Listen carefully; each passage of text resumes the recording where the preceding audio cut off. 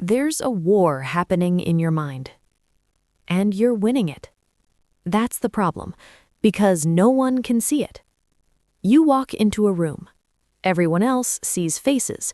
You see tension lines, micropauses. Who's avoiding eye contact? Who's overcompensating? Who's about to snap? And while you're nodding calmly, your nervous system is building contingency plans, exit routes, conversation pivots, emotional shields. Here's the uncomfortable truth. This isn't intuition. It's hypervigilance that learned how to look intelligent. And if that stings a little, good. Stay with me.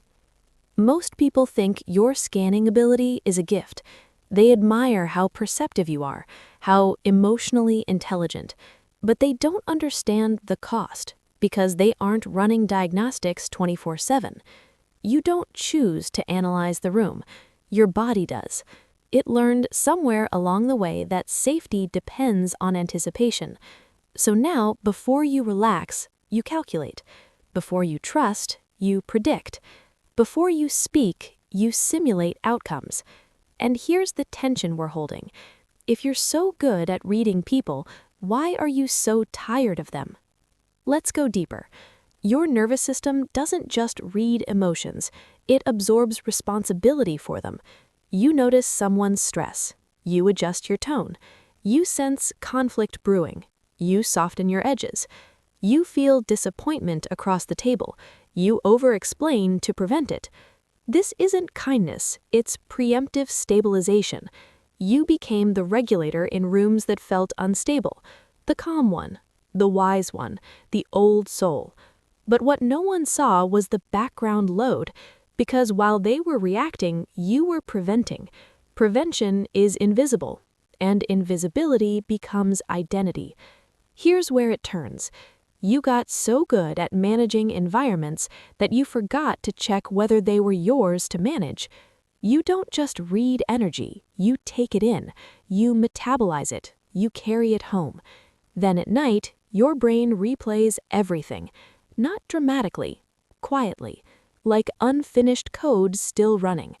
That's why you wake up tired after normal days. You weren't just working, you were monitoring, and monitoring is a survival state, not a resting one. Now let's talk about the performance. You can be internally overwhelmed and externally composed. That's not fake, it's adaptive masking. You learned early that your emotions affected other people, so you refined them, filtered them, compressed them. You became easy to be around, safe, stable, reliable. But stability without expression becomes isolation, because people fall in love with your regulation, not your reality. And after years of this, you start wondering, would they stay if I stopped holding everything together? That's the question you don't say out loud. There's another layer, the saint versus the strategist. The saint wants to help everyone. The strategist tracks the cost. While you're listening compassionately, another part of you is calculating, how much energy do I have left? How many deposits have I made this week? When will I need to disappear? And here's the guilt. If helping defines you, what happens when you can't? You feel selfish, cold, ungrateful. But the strategist isn't cruel, it's protecting you from collapse. The real war isn't between you and the world, it's between your empathy and your endurance. And then there's the future problem. You don't just see what's happening, you see where it's going. 10 steps ahead. You detect relationship cracks months early. You watch people celebrate things you know won't last, and you carry that knowledge alone. Because if you say it, you're negative.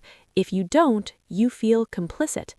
Living ahead of the present isolates you from it. You're never fully where you are. You're bracing for where it's headed, and bracing is exhausting. So what's the shift?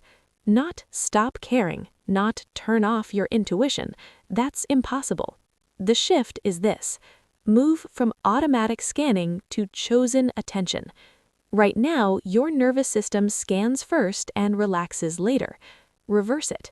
Walk into a room and deliberately anchor in one neutral detail: the texture of the table, the temperature of the air, your own breath.